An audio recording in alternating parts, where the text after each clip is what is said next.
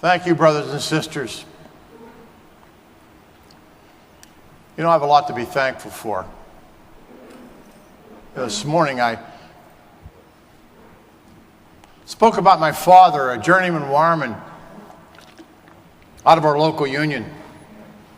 You know, thank God he believed in opening the door of opportunity for me. Many of you are in similar situations. A parent, a relative, a friend opened the door and gave us a path to a good future. Today's my father's birthday. He would have been 101. So thanks, Dad, for the opportunity.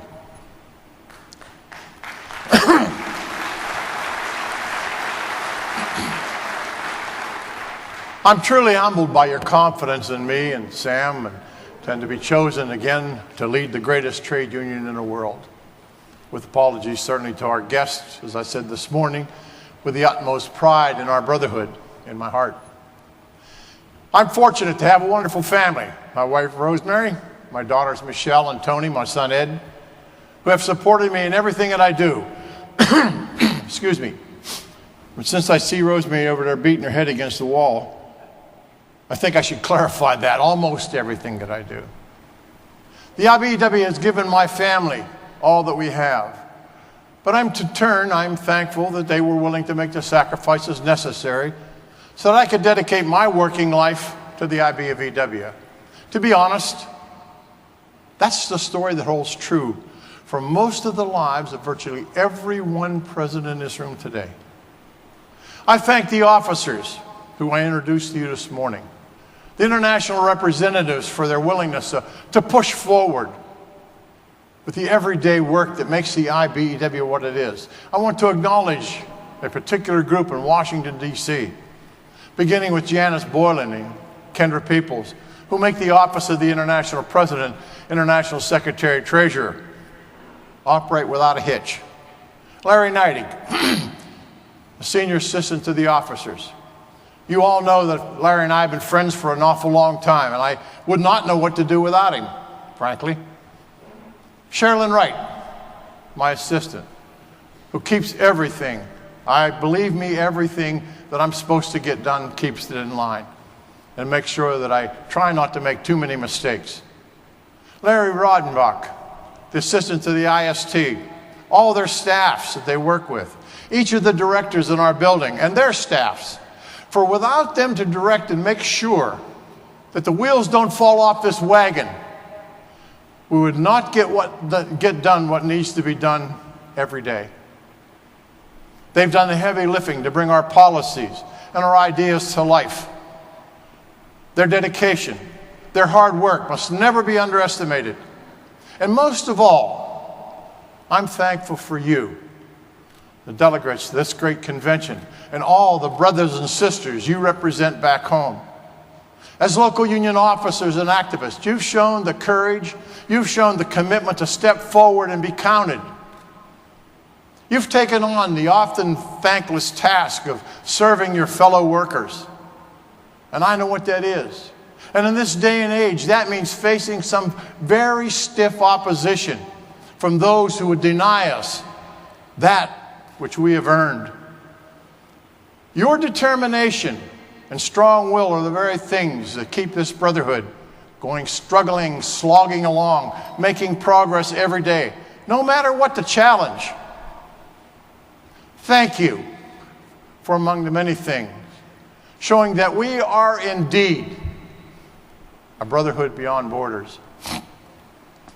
I'm thinking about what to say, and thinking about what to say today at this convention, this historic gathering of our representative democracy.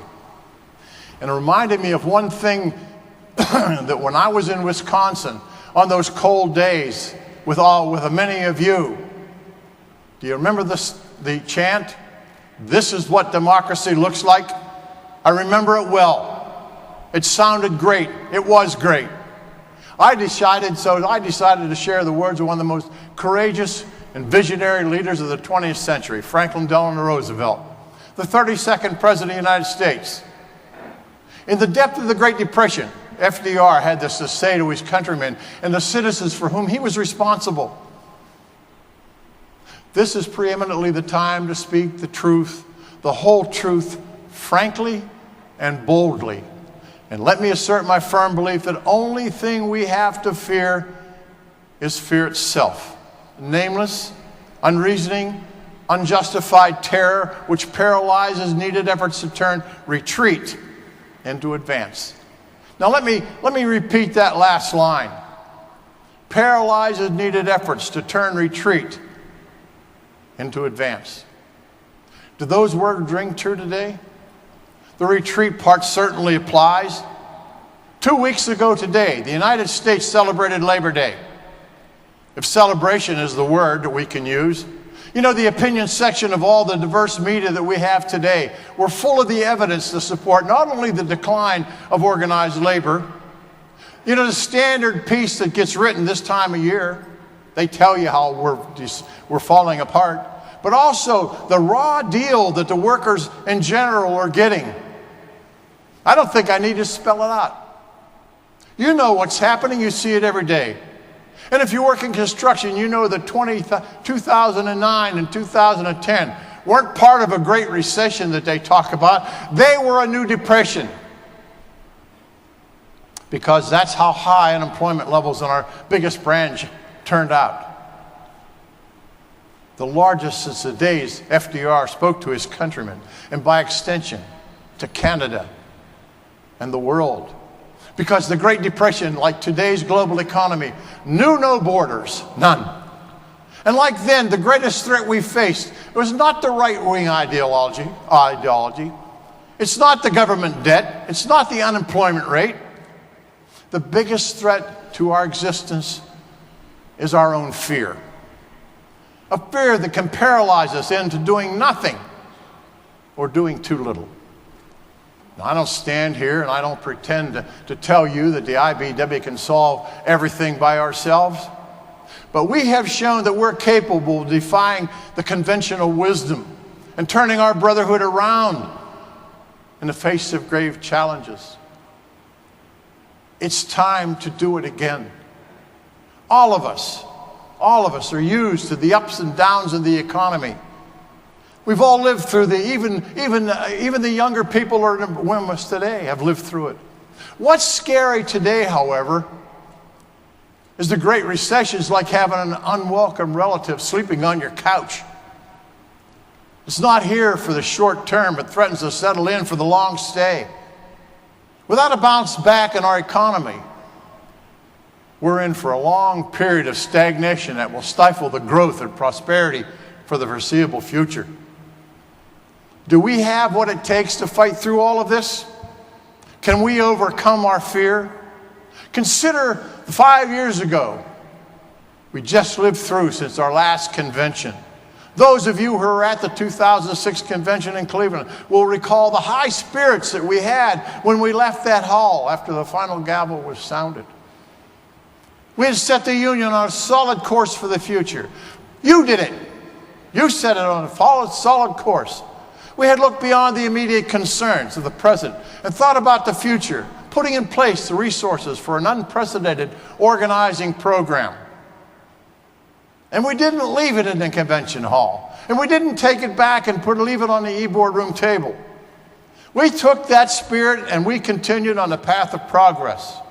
We reached an all-time high in our A membership. And for the first time in decades, we won a string of victories in our professional and industrial branch because we had a plan, brothers and sisters, the resources and the people to make it all work. We reestablished ourselves in every industry, becoming a voice for common sense, the standard of excellence. The brothers and sisters of our host nation led the way with an impressive growth of it and embarked on new programs to capture more outside line work, to reach out to young workers and to get in the game of green energy.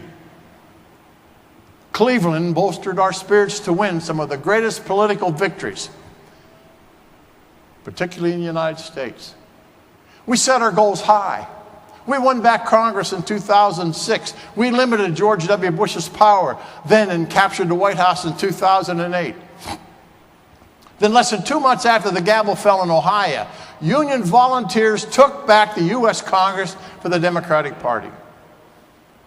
2 years later, the IBEW had the greatest grassroots political action effort in the IBEW history, maybe in all of labor history. And Barack Obama sits in the White House today because of it.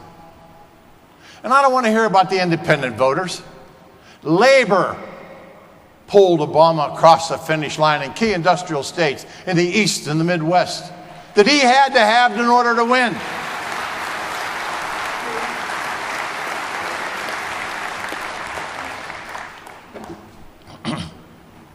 And by damn, we did that. By the dawn of 2009, it looked like we were on our way, the way to a brighter future we had worked so hard to build. Our progress came to a screeching halt as a recession spread beyond the shattering portfolios of the big banks and investment houses, and it spread its tentacles around the world, upending the markets in bonds and housing and commercial real estate, then driving down the consumer demand. The availability of credit, the money needed to keep construction alive. The recession called companies and families to retrench, pull back, hold on to their money.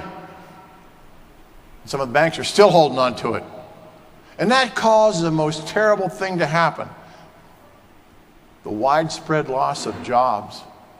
Unemployment most directly affects those who want so desperately to work, but they can't find it. Unemployment hurts those who still have work but are squeezed by the boss every day for more overtime or a steady degradation of their pay and their benefits. Unemployment hurts the unorganized because they put their hopes and their dreams and even their rights on hold because they don't want to be fired for speaking up. Unemployment clouds the judgment and the results in working people casting protest votes. We saw it. Even in their support goes to the phony populists brought and paid for, lock, stock, and barrel by corporations and powerful billionaires. Fear. The consequences are everywhere. You know, since our last convention, some of our brothers and sisters aren't here. They're not in our ranks anymore. The plants they worked in closed. They lost jobs at the utilities, at the phone companies. Their work in construction dried up. Their television station cut the workforce. Their employer lost a government contract. Their railroad lost money and cut back. They're not here. And they're not represented.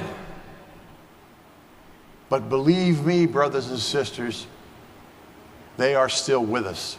Their spirit is still in this hall. They remind us of what can be lost, what has been lost, and what's being lost. Because in most cases, their lives are not as comfortable as they were when they were part of the IBEW, or as good as it should have been, or could have been. There's a dark cloud over this land, brothers and sisters.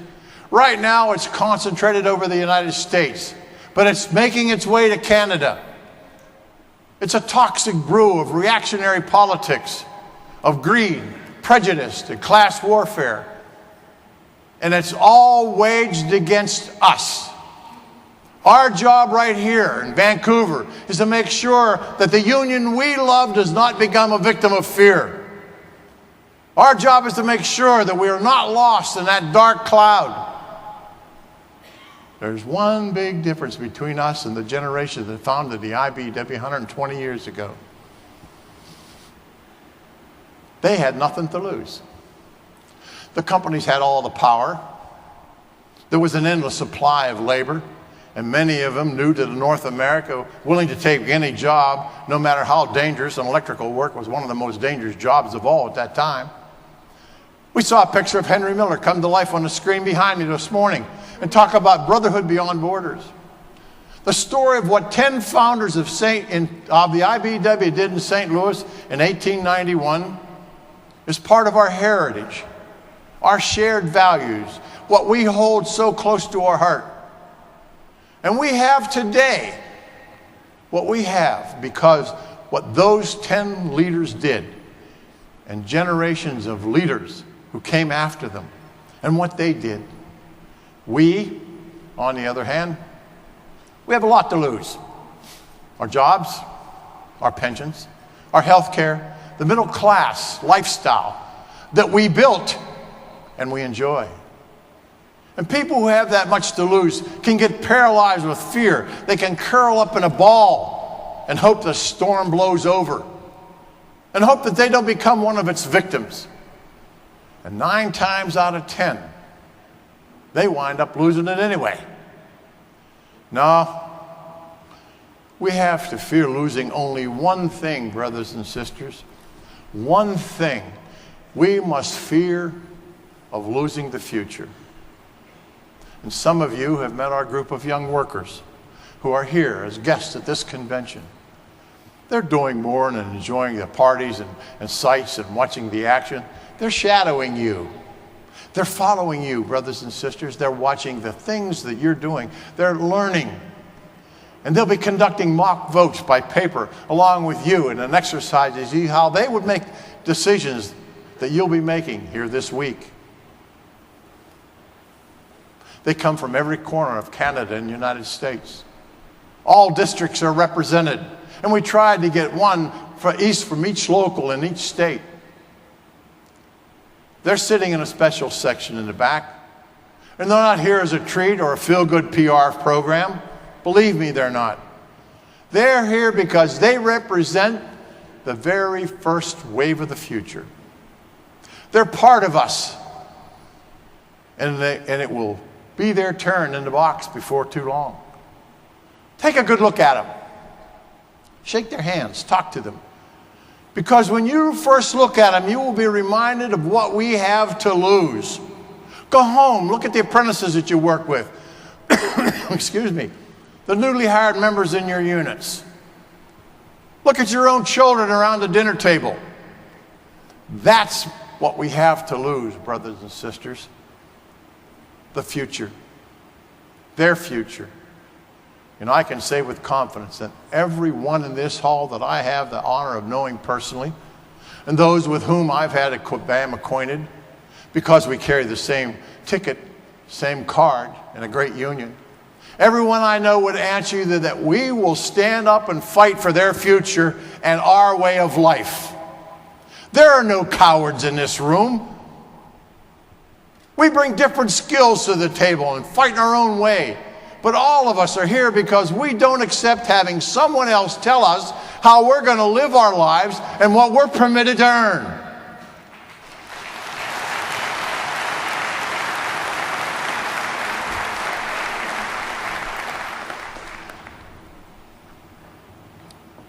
The fighting spirit is there. The fighting spirit is here. What do we do with it? How do we channel it? What's the plan? The way forward has many roads leading us all to the same place. But we don't have the luxury of picking a battle and concentrating our focus, our energy, and our resources in one area over another. We must defend ourselves everywhere, and we must go on the offensive everywhere. Let's start with a subject that everyone knows and it never goes away. Politics. Now, I think it's fair to say that we can't do political action any better than we did in 2006 and 2008 in the United States. I can't speak that well for Canada. I've been active in electoral politics since almost my first day in the IBEW. And I've never seen us fire on all cylinders as we did in those elections. Our program to develop and train registrars in every local union was a rousing success, resulting in an unprecedented number of members of their families getting registered and then getting out to vote. Our educational effort, second to none. Our communications based on issues, not on personalities. Our members responded in overwhelming numbers to elect candidates we thought, I preface that we thought, were pro-labor. As we approach the big political year of 2012, however, we find ourselves hard-pressed to repeat that success.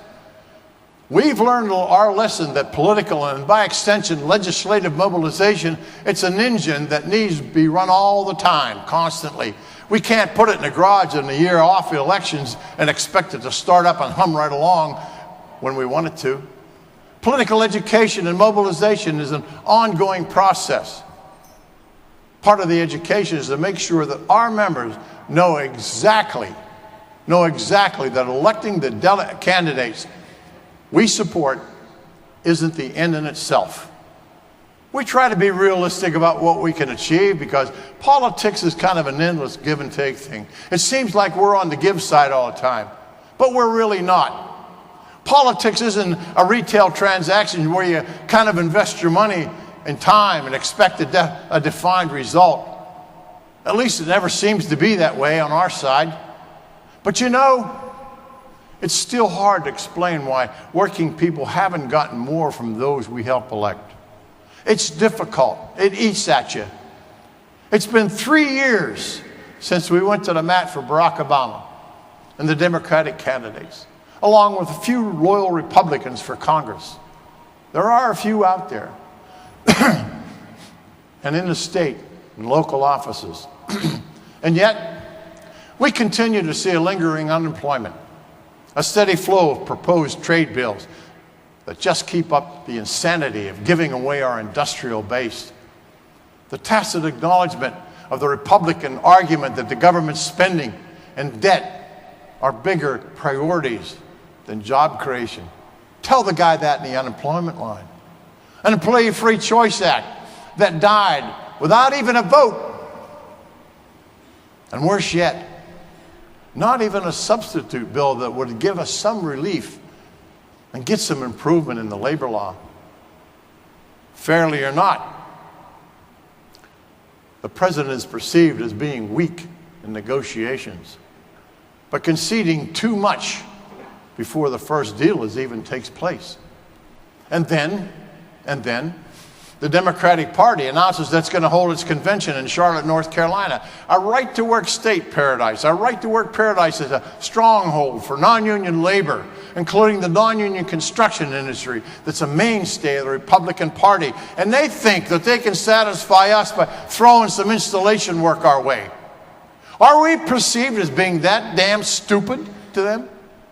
They might rethink that perception since we've advised them that the IBEW will not be participating in the convention as we and the rest of the trade union movement has in years to pass.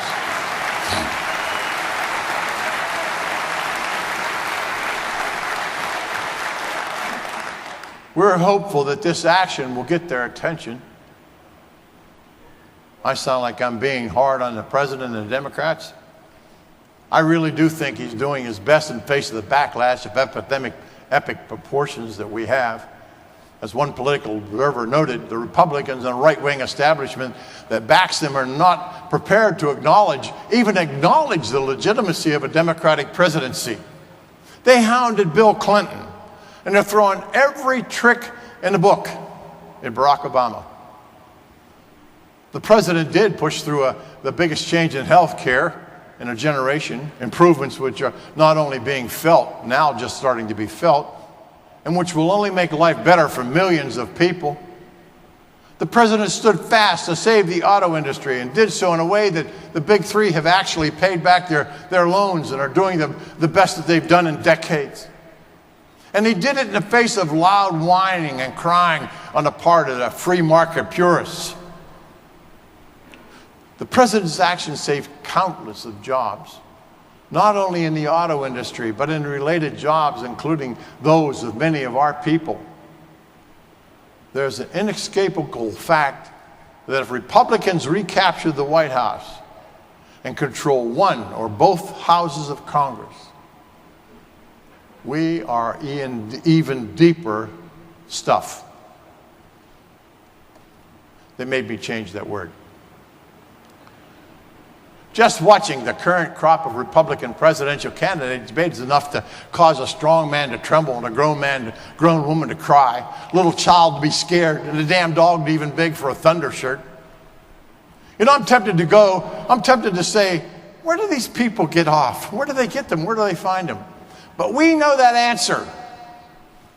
These candidates are developed, they're groomed, they're bought, they're paid for, and they have one job only. One job: to convince the average American that giving more of their money in the form of higher prices, less wages, and declining value of their property is better than giving 1 penny to the government where it might do all of society some good. They're there to convince you and me that our rights as working people aren't as important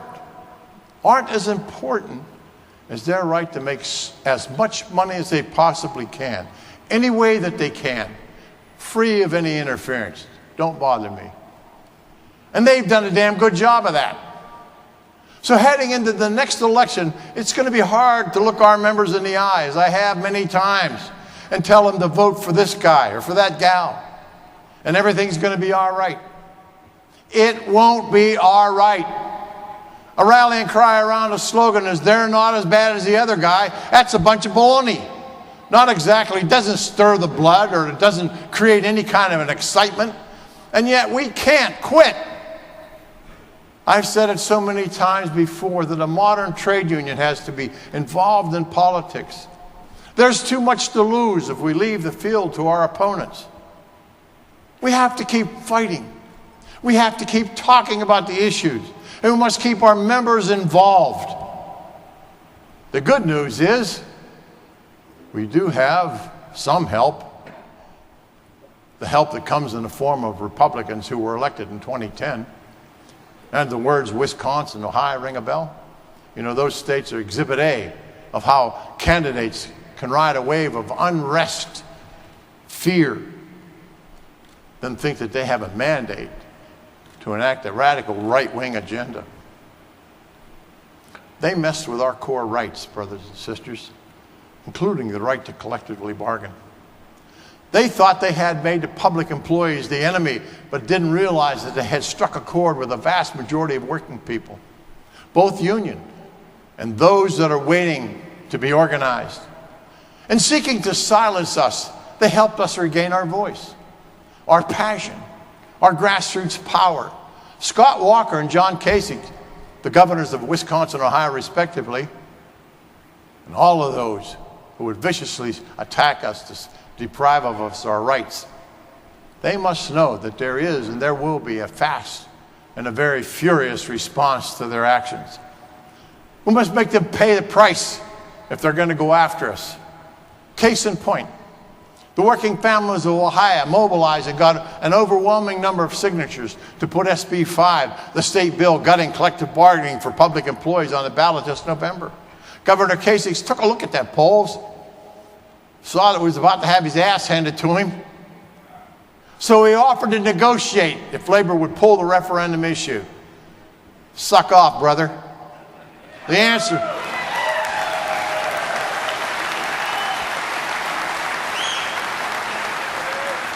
answer was, we'll see you at the polls, and then we'll talk after your bill is history.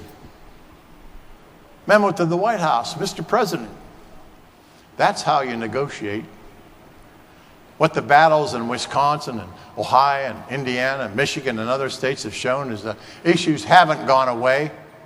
You know, the concerns of working families are still in the front burner. Yes, many of our people voted out of frustration in 2010, but they're even more frustrated today. They're more frustrated than they ever were. Republicans owe at least a piece of that.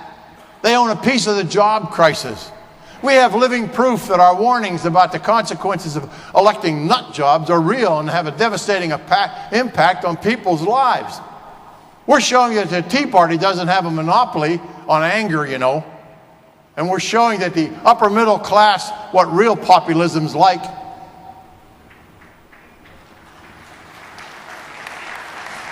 And that's what we need to build as we approach 2012 in the United States. You know, we've talked a couple of years about increasing our political efforts in Canada. You know, voters in Canada have a wider range of politics and parties, if you excuse the expression, I think that's what they call them, to choose from. These parties can vary dramatically from province to province. But the bigger problem seems to be that many of our Canadian brothers and sisters base their vote on factors other than the membership in the IBEW. The challenge is the same, no matter which side of the 49th parallel you're on. It boils down to education on the issues, linking the way for member votes to his impact on his or her job. Vote your wallet, you've heard it 1,000 times. It takes time and it takes patience to build that consciousness. We took heart at the results of the last national election, excuse me, where even the conservatives won a clear majority. The new Democratic Party became the official opposition with strong showings in several parts of this nation. With Stephen Harper as the Prime Minister, the need for opposition that articulate the needs and the wants of working men and women is sorely needed to counter the corporate tilt of this government. Unfortunately, the capable new leader of the New Democrat, Jack Layton, lost his battle to cancer last month at a ripe old age of 61. Jack was a strong voice for social justice. He had hoped to have him address this convention. We hoped he would have been here. It's a tragic loss for all of us in the IBEW, but as always, the cause survives. The fight transcends one individual and goes on. The best way to honor Jack's memory is to build a strong grassroots political party, labor effort in Canada. And that's, brothers and sisters, what we'll do.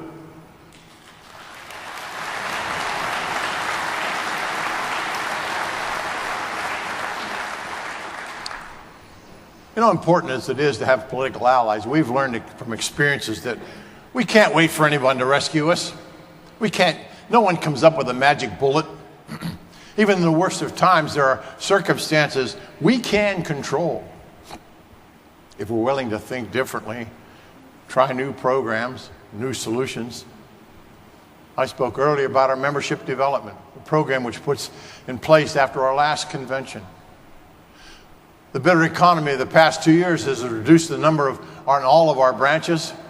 But before that, brothers and sisters, we were headed in exactly the right direction. And in a vindication of the vision of the delegates to our last convention, the program was producing for the first time in 30 years gains in our professional and industrial branches. Unlike in days gone by, we were not able to walk in and organize units of several thousand in one swoop because those types of units are no longer here. They've either been organized or they don't even exist in this continent anymore. And shame on us for allowing that to happen. But our strategy of carefully targeting primarily within our existing industries was paying dividends. Later this week, you'll see some hard numbers that we'll talk about. You'll see that since 2006, we've had a net loss of 30,000 BA members. That sounds bad, but a little perspective's in order. In that time, we brought in 130,000 new BA members, largely through organizing, both external and internal. Had it not been for the sour economy, we would be very well could have made a net gain.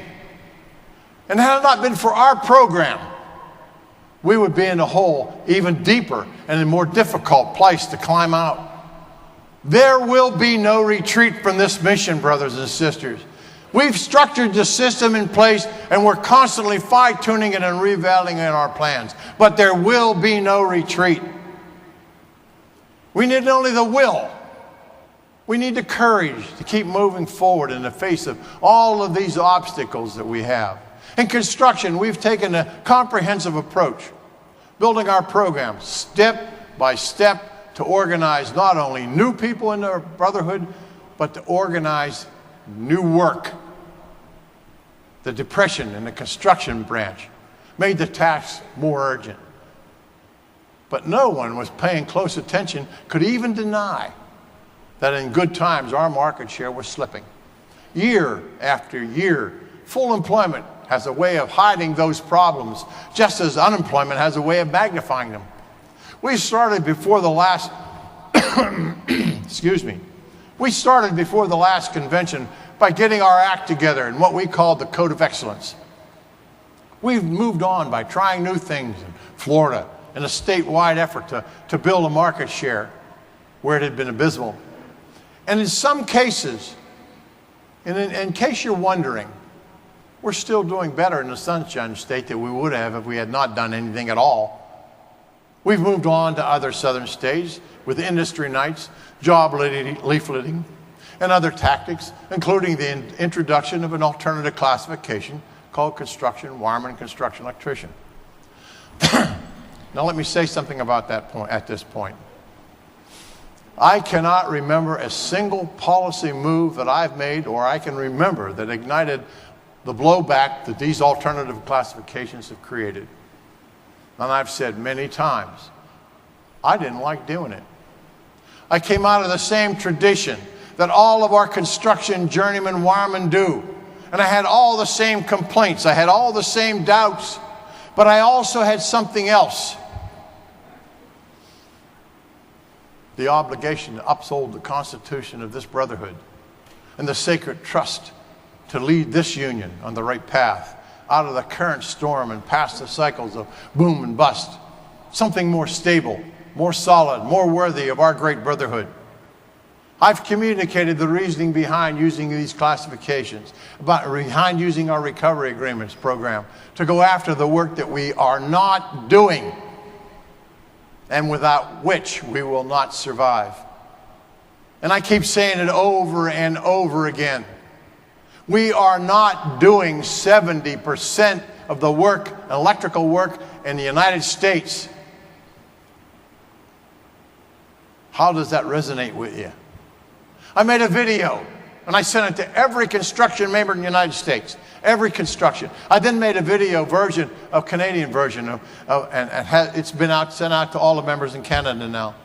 We've made a follow-up video, which is placed on the IBEW org last week, documenting the indisputable successes that locals have had all across the United States and have experienced by using the recovery agreements, including putting more journeymen back to work. I hope everyone heard that. Putting more journeymen back to work. That was always the goal, brothers and sisters. And it's working. We've had no indication of change. We have no intention, of changing what's working right now. And there's more that we'll do. At this year's construction conference, we announced our plans for a business development program, including the tracking projects that we talked about. They're in the pipeline, and it'll require you to help us gain the intelligence we need to inputting information online. It's a pain in your butt, I know it. But how do we fight an enemy, and how do we work if we don't have the information that we need? If you think we're asking a lot of you, you're absolutely correct. But without this input, we'd be flying blind. The data tracking was only the first step. Our goal now is to tie it all together in a comprehensive plan to go after the work before it started. You know, government spending to stimulate construction will help. We can't count on it. The market will eventually improve. We can't wait. But we're going to take the responsibility for our own future. We've all heard the expression about getting in on the ground floor of a good thing. By the time that it's on the ground floor is there, it's way too late. Hell, the first shovelful of dirt, it's too late. Our construction locals must get in the game while the structure is on the architect's drawing board. We're going to get there, believe me, and we're going to compete for everything that we're asking, and we're asking our NECA partners to get in the game with us. Quit horse-shitting around. There'll be a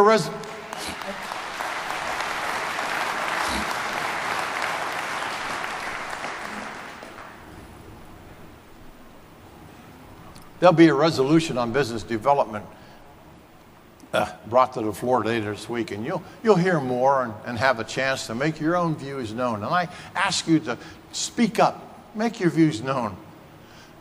You know, brothers and sisters, when I look at all the challenges facing us, I see a common thread running through them.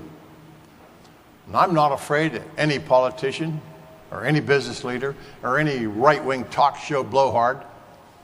They haven't caused our problems.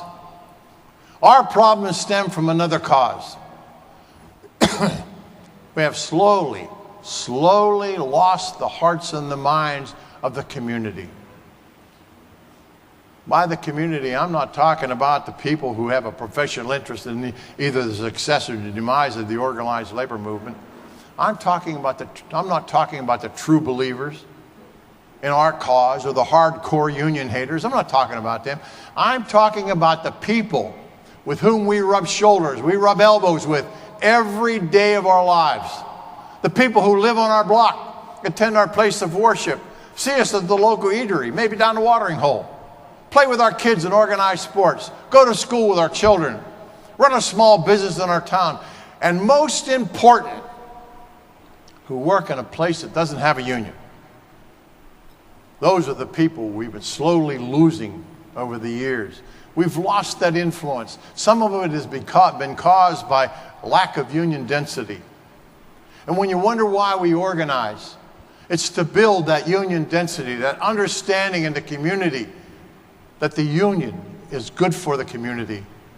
They may have bought into the stereotypes that constantly assault them in the media, cleverly placed there by our opponents. But that's not the whole story. We're losing too many of them in towns and cities all across the United States and Canada because we stopped talking to them. We stopped telling them who we are. They might know Bill, who helped fix up a house for Habitat for Humanity. They might know Jane, who's active in the PTA. But do they know that these folks are not only members of the community, but members of the IBEW as well? Do they know what the IBEW locals and their members do to participate in the community? Are they out there doing good things? I know you are. We hear story after story of the goodness and the generosity of our local unions and our members. Do others know it? Have you tried to tell them? You see, we have a hell of a time making the case to use local workers on a construction project or convincing a unit of workers to join us when they don't know enough about us. They know very little about us, as a matter of fact. They don't make the connection that if a local job is substandard or they lost altogether due to a runaway plant or a project going to an out-of-town province contractor, then it tears at the fabric of the community, the places where they live. Do they know that? This isn't nostalgia for the good old days, brothers and sisters. This isn't a longing for an America or Canada that doesn't exist anymore or can't be achieved again. Our neighbors are out there. Our communities are alive and we're part of them. Yes, society isn't as tight-knit as it once used to be. And I, for one, am sorry about that. I've complained about it for years. Prosperity, technology, and fear, there's that word again, have isolated us from one another. But people still seek community, and they find it just in different forms. We're in a good position to help restore labor standing in the community. Our record of giving back is impressive. My father once told me that, son, you never expected water out of the well till you primed the pump. How true that is. A number of our own members who hold leadership roles in state and local labor councils and building trades council, it's unmatched. No one has as many as we do. We have something to tell that community, and we need to step out from the pack of the labor movement and use some of that credibility and goodwill that we've earned to make our voices heard. This is not an overnight process, brothers and sisters. This will not come without a cost. Our adversaries spent years and millions of dollars to back us into the corner we're in. We don't have that kind of time, and we certainly don't have that kind of money. Our treasury is not deep enough to support a comprehensive effort using modern methods of advertising and communication because our media-driven society, nothing less will get the job done. There'll be resolutions to put this body, before this body, to endorse community outreach in principle. If adopted, they'll put this convention on record as supporting the concept while not addressing how we proceed or how we pay for it. The answers will have to wait for now. But the imperative is real and it is immediate. And I believe that this will be one of the key issues that our brotherhood will grapple with over the next 5 years. I truly do. Affecting our ability to succeed in membership and business development. The convention is just the beginning. Brothers and sisters,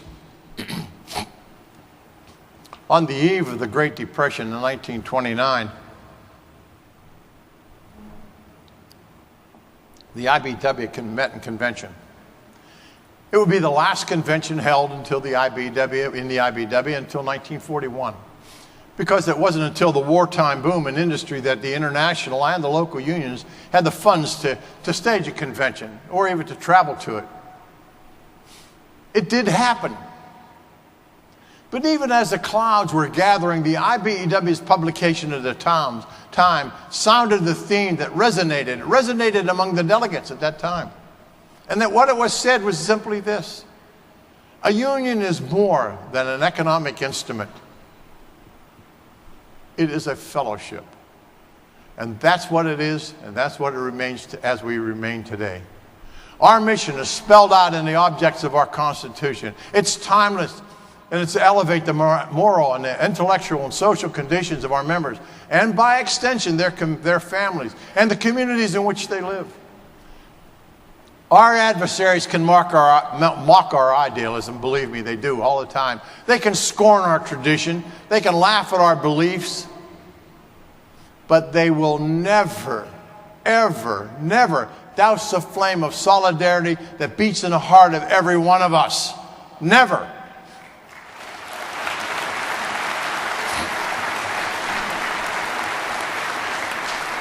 Those who think our day is over, they're in for a surprise. Brothers and sisters, our day is being reborn, renewed, redefined every day, just as it has been throughout our 120-year history.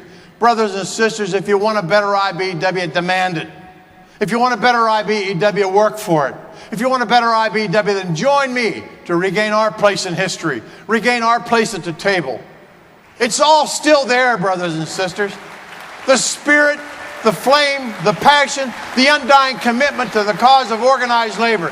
It lives in us just the way it lived in our fathers, our mothers, just the way it is growing in our children every day. This is not the time to leave behind, leave it buried within us. This is not the time to let fear extinguish that fire.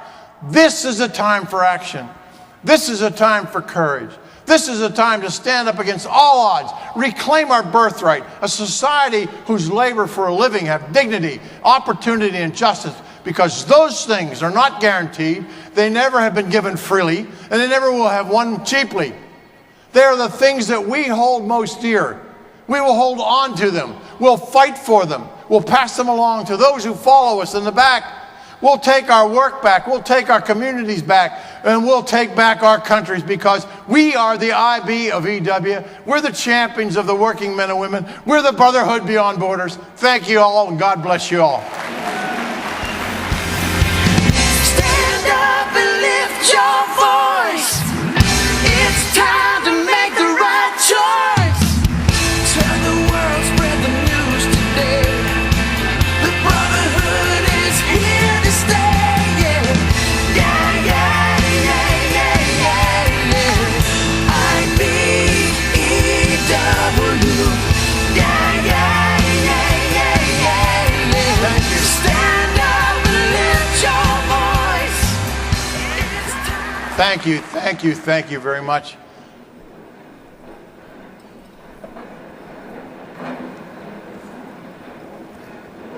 Please remember the caucuses tonight. Room assignments are posted on signs around the building. Also tonight from 7:30 to 9:30 is a reception for the bright future of the IBEW. We started it last night. Maybe we can finish it tonight. Reception will take place in the East Convention Center over here in Canada Place, which is the big building next door with a white canvas roof. There'll be signs to guide you. Bus transportation will take the place from some hotels, same hotels as last night. Tomorrow, we'll start taking our district pictures. Delegates from the 9th District should assemble near the bleachers in the back for their district photo immediately at the end of tomorrow's morning session. Delegates from the 8th District should gather at 1:30 at the same spot. Delegates from the 2nd and 10th District will have their group photos taken at the end of tomorrow's afternoon session. The convention hall will be open tomorrow 1/2 hour before starting time, which is 9 o'clock tomorrow morning. This convention stands at recess. Thank you.